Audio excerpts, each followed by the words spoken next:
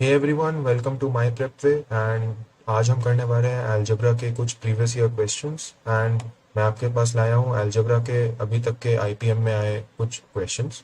And previous year questions करना is one of the first and foremost things we should do while we are preparing for any chapter. And chapter wise previous year questions go over करना is also equally important. And previous year question जब हम करते हैं तो सिर्फ उन questions को करके उनका सोल्यूशन देखना इंपॉर्टेंट नहीं होता। हमें हर क्वेश्चन से एक लर्निंग सीखने की ज़रूरत है, क्योंकि सेम क्वेश्चन तो रिपीट होने नहीं वाला अगले एग्जाम्स में। व्हाट इज यूजफुल इज कि आप हर क्वेश्चन से वो लर्निंग आप ले सको, जिससे कि आप फ्यूचर में आने वाले क्वेश्चंस में वो अप्लाई कर सको।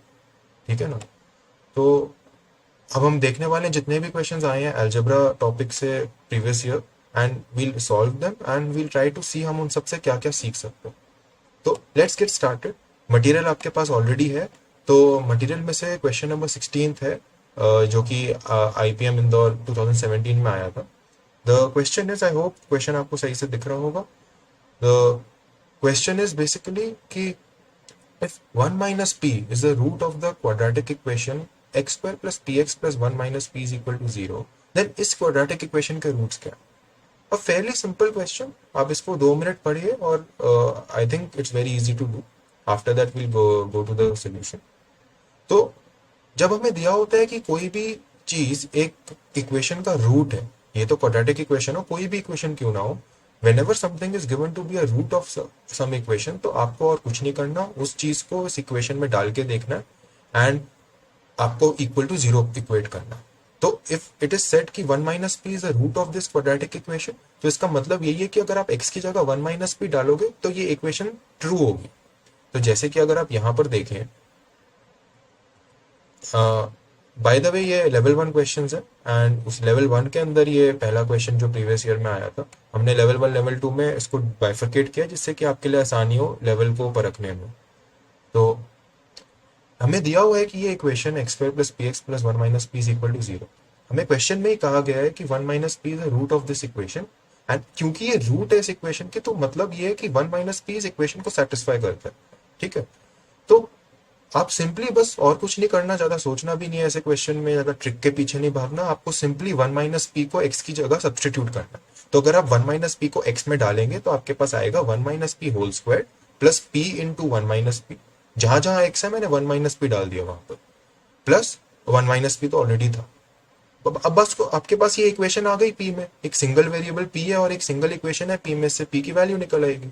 तो आप इसको सॉल्व करिए। सॉल्व करने के लिए भी आप इसमें आप देखेंगे तो 1 माइनस पी कॉमन लोगे तो कैलकुलेशन फास्टर होगी। अगर आप 1 माइनस पी स्क्वायर को खोलोगे फिर इन सबको मल्टीप्लाई करके ऐड करोगे तो कैलकुलेशन विल बी टीडियस। तो स्मार्ट तरीका यही है कि आपके पास पी में ये इक्वेशन आई तो आपने 1 माइनस पी को डायरेक्टली कॉमन ले लिया, तो आपके पास ब्रैकेट में बचा 1 माइनस पी प्लस 1, एंड पूरा चीज तो जीरो के इक्वल है ही। आप इसको सॉल्व करेंगे तो minus P plus P cut गया, तो ब्रैकेट में सिर्फ 2 बचा। तो 2 into 1 minus P is equal to 0, यहाँ से पी की वैल्यू 1 निकल के आ गई। ठीक है? तो इसका मतलब क्या हुआ? इसका मतलब ये हुआ कि 1 माइनस पी इस इक्वेशन का रूट तो है, पर वो रूट तभी है जब पी की वैल्यू खुद 1 है। ठीक है? तो इस तरीके से जब भी हम सॉल्व करते हैं ना, तो हमें सिर्फ सॉल्व नहीं, हम जो कर रहे हैं उसका हमें मतलब भी समझना चाहिए। ठीक है? So 1 minus P is the root of this equation for only value of p that is 1। ठीक है? उसके बाद हमने इसी वैल्यू को जो हमें पी की आई है उसको हमने फर्स्ट इक्वेशन जो ये ओरिजिनल इक्वेशन है इसमें डाल दिया। तो हमारे पास क्या बचा? हमने पी की जगह 1 डाला तो एक्स स्क्वायर तो एक्स स्क्वायर है ही, है ना? पी एक्स जो है वो एक्स बन गया, और 1 माइनस पी की जगह 1 माइनस 1 आ गया, क्योंकि पी की वैल्यू 1। एंड अगर आप इसको 1 माइनस 1 कट गया तो आपके पास सिंपल इक्वेशन आ गई है, एक्स में x square plus x is equal to 0, है ना? ये तो एक सिंपल सी क्वाड्रेटिक है, इसमें तो कुछ सोचना भी नहीं है, आपको बस एक्स को कॉमन लेना है एंड आपके पास फिर x into x plus 1 is equal to 0 आ जाएगा। तो आपके पास क्या आया कि x is equal to 0 and x is equal to minus 1। So जो ओरिजिनल क्वाड्रेटिक है आपके उसके सोल्यूशन आ गए। तो the solution of x is 0 and minus 1 which is option C, जैसे कि आप यहाँ पर देख रहे हैं। The roots of this equation are 0 and minus 1 and option C is the right answer. Fairly straightforward question, पहला क्वेश्चन था तो इतना डीपली समझा। अब आगे ऐसा क्वेश्चन आएगा तो हम आराम से सब्सटीट्यूट कर आराम से हम क्वेश्चन कर पाएंगे। इस क्वेश्चन से अगर सीख लेनी है तो सीख बस इतनी लेनी है कि जब भी हमें दिया होता है कि कोई चीज एक इक्वेशन का रूट है, तो आपको और कुछ नहीं करना, बस उस चीज को उस इक्वेशन के अंदर डालना है और उसको सेटिस्फाई कराना है इक्वेशन को, और कुछ नहीं करना। Moving on to the next question, 17th question. 17th question में अगेन दिया हुआ है कि ए है, ए कोई नंबर होगा, is a root of the equation x into two x plus five is equal to a, है ना, और तुम्हें ए की वैल्यू निकालनी है।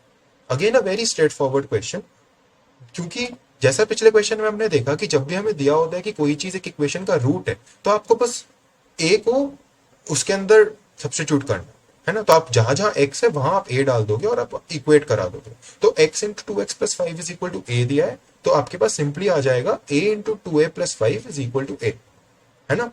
आप इसको सॉल्व करोगे तो आप ए को मल्टीप्लाई करो तो two a square, a into five is five a, and a को आप उधर भेज देंगे तो आपके पास एक ये क्वाड्रेटिक इक्वेशन आ जाएगी ए में, which is two a square plus five a minus a is equal to zero. इसको आप सिंप्लीफाई करोगे तो आपके पास आएगा two a square plus four a is equal to zero. And उसके बाद आपके पास आ जाएगा, आप टू ए को कॉमन लोगे तो two a into a plus two is equal to zero, and a is equal to zero and a is equal to minus two. These are the two values of a, है ना।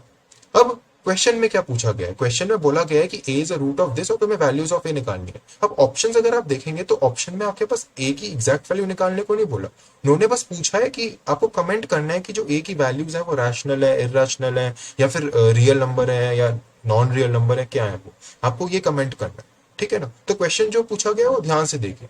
तो अब a की value zero और minus two आई है, clearly these are the only values of a जो इसको सेटिस्फाई कर रही है, इसके अलावा ए की कोई वैल्यू नहीं है, और ये दोनों ही value are real numbers and are also rational numbers. Zero and minus two integer होते हैं, हर इंटीजर एक रैशनल नंबर होता है, ये तो हम जानते हैं अपनी छोटी क्लासेस से। And hence the solution of this is a, values of a are rational numbers, and दोनों जो नंबर्स हैं दे आर इधर लेस देन और इक्वल टू जीरो। सो हमारा करेक्ट ऑप्शन जो इस कंडीशन सबको मीट करता है वो है option A, which is the values of a are rational numbers which are both of them are greater than equal to zero, है ना। क्योंकि एक एक ए की वैल्यू जीरो है और एक ए की वैल्यू माइनस टू है, तो both of them are greater than equal to zero, है ना। तो इसमें it was exactly the same question as the previous one. इससे एक चीज मैं पॉइंट आउट कराना चाहूंगा, कई बच्चों को कंफ्यूजन होता है कि ये ग्रेटर देन इक्वल टू का मतलब होता है ग्रेटर देन और इक्वल टू, है ना। तो कोई भी नंबर, मैं बोल रहा हूं यहाँ पर कि greater than equal to zero, तो यानी कोई भी नंबर जो कि less than equal to zero, अगर कोई भी नंबर लेस देन है जीरो के या फिर इक्वल है जीरो के, तो वो इस कंडीशन को सेटिस्फाई करेगा, ठीक है ना। तो correct answer is A is a rational number less than equal to zero.